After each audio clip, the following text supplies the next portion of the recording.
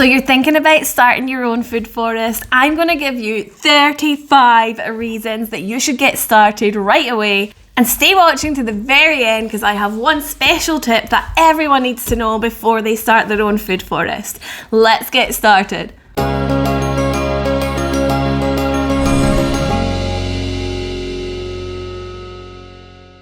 Hi guys, I'm Nicola and I'm the Portugal girl. I'm an environmental student, a mother of two. I'm passionate about creating our own food and saving the environment in every way possible.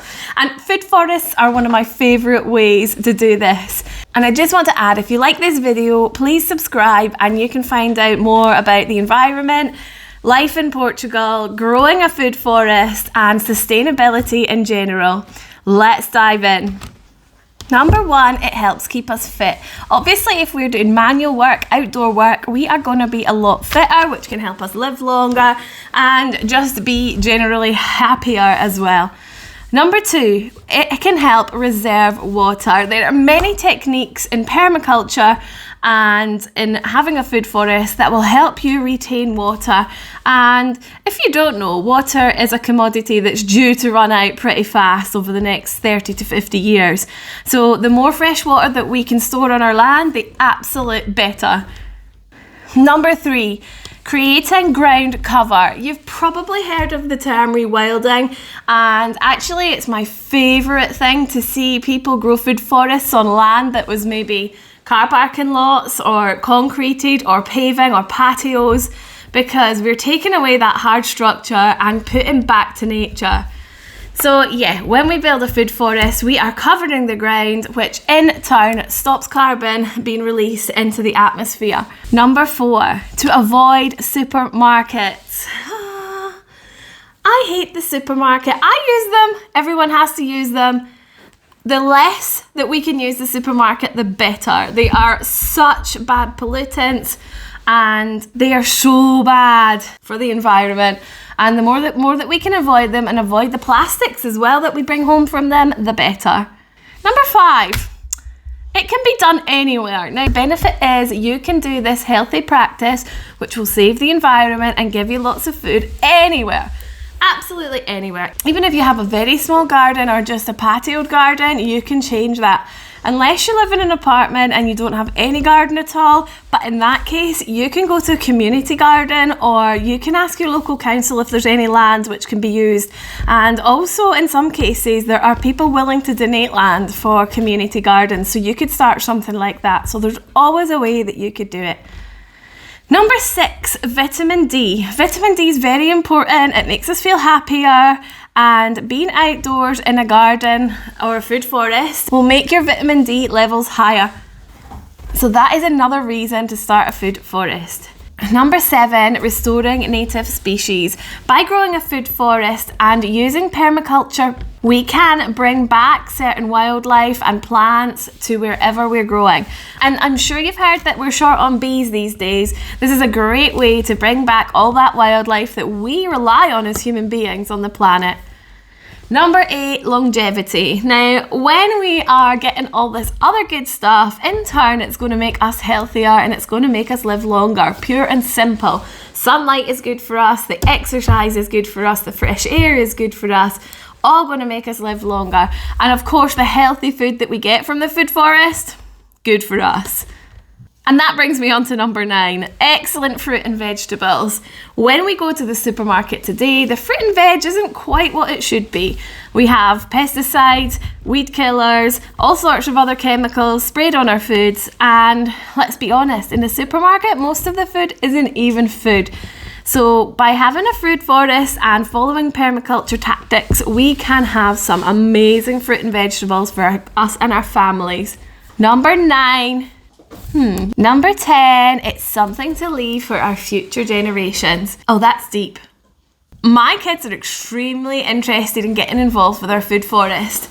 And I would say, what an amazing thing to leave them. Somewhere that they can have food, have fun, maybe show their own family how to do such a thing. Number 11, almost on the same level, teaching the kids something very important. A lot of children these days do not know how to grow. They don't know how to do basic skills, and having a food forest, you really need to be a jack of all trades. So you can teach your kids all of the skills that you might use when you are building your food forest. Number 12, we've already brushed on it, but reducing plastic use. If you create most of your food from your food forest, you're going to cut back on the plastic you buy from the supermarket, the plastic that you can store things in. You don't need all of that. You certainly won't use as many single-use plastics, which is great for the environment. So let's do it. 13, to live frugally. Do you find that your supermarket spend is a big thing, or even your house? Do you really need the house that you live in? Do we need to have £500,000 houses? I don't think we do. I think we could live off the land, live smaller, live simpler. And of course, the big cost of supermarket shopping, again, we can remove most of that by growing our own stuff, maybe even having our own animals and making our own things like jams, cheeses, and all of these other foods. Hold up, tea break.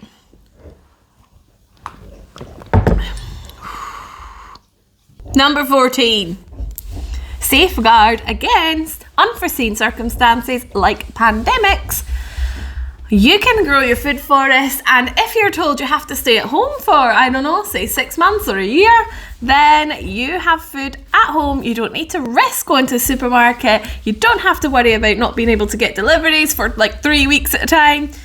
And you can still feed your family. It might not be the most exciting meals that you can make, but it'll be healthy, it'll boost your immune system, and it will be better than starving, I think. Number 15, protect yourself against high prices. Again, talking about another recent pandemic. After something like that happens, prices tend to go up, and we're already seeing this in the supermarkets at the moment. What can we do?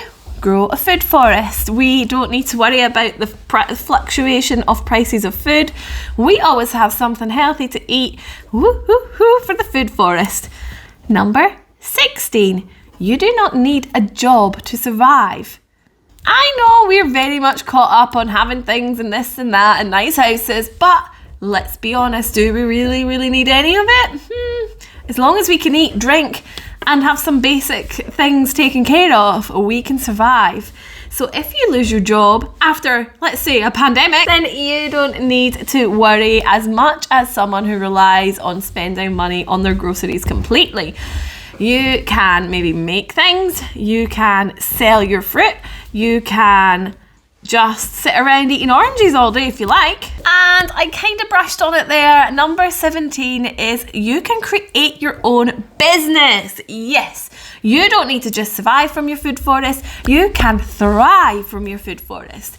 When you grow things in a permaculture setting, they tend to be bigger and more tasty, more nutritious, and who wouldn't want to buy these products from you? You can make your own oils, you can make your own dried fruits, dried vegetables, or just sell them fresh. There's always a way to make money from a food forest.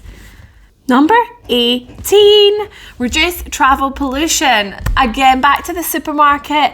When you have a food forest, you do not need to be making those types of journeys too often. And also by cutting back what you buy from the supermarket means the lorries, the planes, the freight ships, they won't be going back and forward so much either, as long as enough of us do this thing. Number 19, reducing meat consumption. Now, I am a meat eater. I have no problem if you're vegan, meat eat, whatever, each to their own. But we do know there's some environmental advantages from, I'm not going to say not eating meat, but eating less meat. And that's what I do. I do not eat a ton of meat. I eat a little meat. And the most important thing is where the meat comes from. Do not buy from factory farms. Supermarket meat is awful. If you would like to have your own meat, grow your food forest and add some animals. Sounds easier said than done, and I know that takes a certain type of person, but it's always an option if you just can never see yourself cutting out meat and you're worried about what goes into it in the supermarket or in the factory farming environment in general. Number 21, I just actually told you 21 before in 20 and 21 kind of together. Farm your own meat. If you have a food forest, you can have chickens, you can have pigs, lambs, whatever you want. You can have a giant cow if you like. You might need a little more land. But obviously, you will know where your meat comes from. You can either learn to butcher it yourself, or you can even take it to the local butcher or have someone come round and pay them a small fee to do it for you. And you know you're going to get much, much better quality meat that's much healthier for you. Number 22, improve your lifestyle. Okay, we've kind of brushed on a few of these things before, but your lifestyle is going to be better if you're out getting fresh air, getting healthier, feeling great. Your lifestyle is going to be altogether better. You're going to be into different things. You're probably not going to be the materialistic type of person that you might be now, or maybe before if you've already started your food forest. And that's a good thing. Number 23, connect with nature. I'm not sure if you meditate or anything else, but this is a great way to really get in touch with nature. Look around, take a deep breath, and be at one. And also just check out like the little animals and beasties and trees and things. Yeah, it's fun. Number 24, all of this busy in the food forest is going to cause you to spend less time on a screen watching things like this. Okay, now less screen time. Even if you get your kids involved or your husband or whoever you are, whoever you have, they're going to use less screen time, less blue light, all these things that can be quite negative for the human body. Number 25, fresh and clean air. Your body wants to suck up beautiful, clean, fresh air with lots of lovely oxygen. And if you have a food forest, those plants are pulling out the carbon dioxide from the air and they're creating oxygen, and you are going to have nice and healthy lungs. And that's that. 26. Sequestering carbon into the ground, and this is why we want more trees on the planet. But nonetheless, all of the plants that we grow are going to draw down carbon and sequester it into the soil, which is fantastic news for global warming. Let's all help global warming. Let's all help reduce global warming and grow a food forest. Number 27, restore natural species of animals. Now, if you grow a food forest, you want to have little pools of water and different ecosystems which will automatically bring in fresh butterflies, frogs, birds, all of these things. And let me tell you, the best thing about a food forest and using permaculture is you do not use any chemicals or anything that's damaging for the environment. You ask nature to help you by introducing all these different animals, and they take care of the pests, and everything will be restored within the food forest. So you don't even have to do all the work. Number 28, reduce food miles. So once again, a little bit like reducing our traveling, food that we find in a supermarket can sometimes have come from the other side of the globe. We buy beans from Kenya, we buy coffee from, I don't know, everywhere. And it all has to get here, and the food miles are through the roof. But what we have to be aware of also is that the food miles are not always the be all and end all. For example, if we ship apples from Africa to the UK or Portugal or anywhere else, the shipping environmental damage is often far less than storing them in cool cupboards or ice boxes, whatever on earth they use. Cool storage. The travel miles are actually usually far less impactful than the refrigeration methods. So not everything is as clear cut as it may seem. 29. No food shortages. You are never going to have to worry if there are food shortages, if there are problems with supply of food, if there's problems with farmers. You're not going to have to worry about any of that because you're doing it all for yourself, baby. Number 30. This is an important one, and it doesn't mean you have to do this, but this is very good for us if we can make a community around our food forest. Now, you might just want to be a standalone, middle of the nowhere type of food forester, or there are many people who don't have land who can, as I mentioned before, make a community garden, community forest, And there will be lots of different people involved. Lots of different people mean lots of different contacts for you. And that is very, very good. In fact, it's one of the top things for longevity, as they found with some of the people in Italian and Greek islands. So making a community around your food forest or garden is fantastic for your well-being. Number 31. Making a food forest can be massively rewarding for all of these other reasons we've talked about today, but also just because growing your own food is rewarding. Even if it's normal gardening, it's like coming from this to this and like, well, it's just cool. It's rewarding. It feels good. Okay, and we are almost at the end. Number 32. You can use the food forest to spend more time with your family, and this one is special for me. I have 2 daughters and they are getting involved with our food forest and they are excited. And for most people, if you can get your kids involved, your partner involved, your brother, sister, mum, dad, whoever involved, it helps you be able to spend some more special time with those people. And that's a top reason right there. Number 33, increased biodiversity. We've kind of brushed on this a few times, but biodiversity is basically species working with each other and working successfully with each other. And the more biodiversity we have, the better chance we have at making this planet last as long as possible for our future generations. Number 34, weight loss. All of this equals weight loss. You're working hard, you're outdoors, you're breathing fresh air, you're eating really healthy foods, you have an abundance of healthy foods.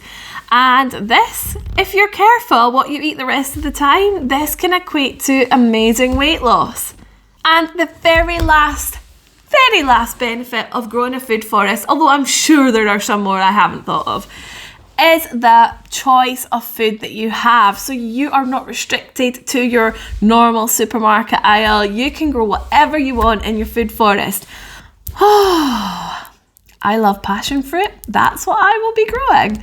You like mangoes? Well, depending on where you live and the temperature, you can grow most things. But if not, you might need to introduce a hothouse or greenhouse.